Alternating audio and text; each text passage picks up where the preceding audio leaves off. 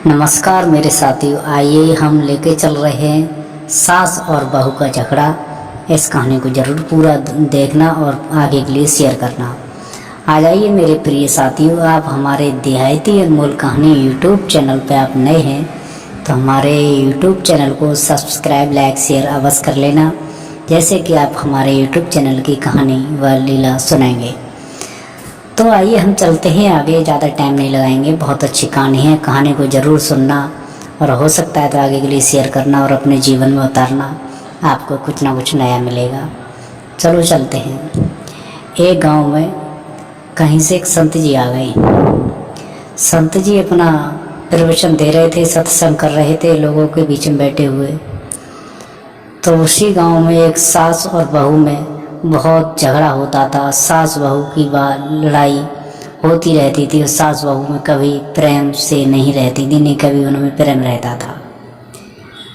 तो संत जी अपना सत्संग कर रहे थे, भगवान की चर्चा कर रहे थे।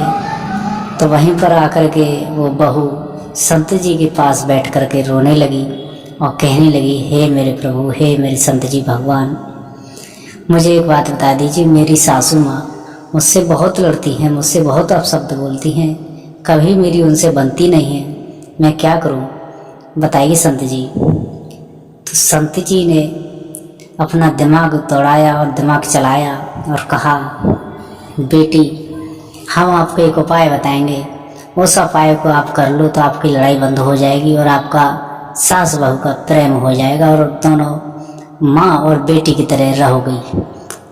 तो बहू बोली संत जी से कि मेरे महाराज जी, मुझे वही उपाय बताओ, आप जो बताओ वही मैं करूँगी। मेरी सासू माँ से मेरी सलाह हो जाए और मेरी सासू माँ मुझसे लड़े नहीं। तो संत जी ने अपनी झोली में हाथ डाला और एक कागज निकाला।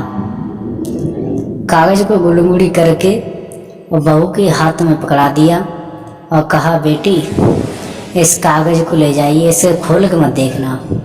जब तुम्हारी सासू माँ तुम्हें गाली दें तभी इसे सीधे साइड में डाढ़ के नीचे दबा लेना।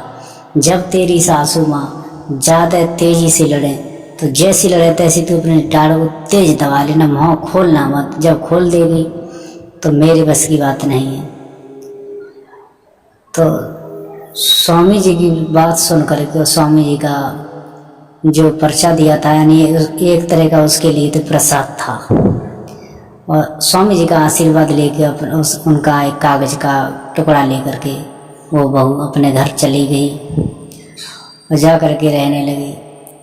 तो उसी दिन घर पर बहू पहुंची तो सासू माँ इस बहू की वो घूम फिर के गांव से आई तो शाम को बहू को गाली देने लगी। तो बहू ने वही काम किया, अंदर कमरे में जा कर के डाढ़ के नीचे, सीधे डाढ़ के नीचे कागज का टुकड़ा दबा लिया और बहू को बहुत तेजी से गाली दे। जैसी तेज गाली दें बहू, जैसे तेज गाली सासू दे गाली बहू को, तो जैसे ही बहू कागज को, डाढ़ को, मुँह को टाइट कर ले, अपना डाढ़ दबा ले, तो सासू माँ बहू की घंटे 1.5 घंटे तक खूब गाली दें, फिर नहीं बहू बोली तो बहू सास चुप हो गई। आप भक्तों जानते हैं, देखो गांव में रात्रि में, दिन में जब कुत्ते भौंकते हैं, कुत्ता जब ज़्यादा भौंकता है जब उसके सामने से कुछ ना कुछ होगा या उसे कोई जवाब दे रहा होगा तब ज़्यादा भौंकेगा, और तुम चुप रहोगे तो कुत्ता हाल चुप हो जाएगा। तो मैं एक उदाहरण दे रहा हूँ, ये नहीं कह रहा हूँ कि मैं उनसे कह रहा हूँ। तो भक्तों, अगला दिन हुआ, फिर वो सास फिर गाली देने लगी और बहू से लड़ने लगी। बहू ने फिर यही काम किया, फिर बहू चुप रही, नहीं बोली, डाढ़ के नीचे कागज दबा ली, चुप बैठी रही। तो बहू सास ज़्यादा देर नहीं, आधे घंटे तक चिल्लानी, फिर चुप हो गई। अगले दिन फिर वो चिल्लानी, फिर 15 मिनट खूब चिल्लानी, फिर और कम हो गई। फिर अगला दिन और आया, चौथा दिन, तो फिर बहू से सास फिर लड़ने लगी, तो फिर 10-15 मिनट ही चिल्लानी। फिर मेरे भाइयों अगला 5वां दिन आया तो सासू ने बहू को गाली दी और कहा, बेटी, गाली दी और बहू नहीं बोली। तो बहू सास ने अपनी गाली बंद कर करके अपने बहू के सामने पहुंच गई और बहू बोली, बहू बेटा मुझ पर गलती हो गई, मेरी समझ में फेल थी।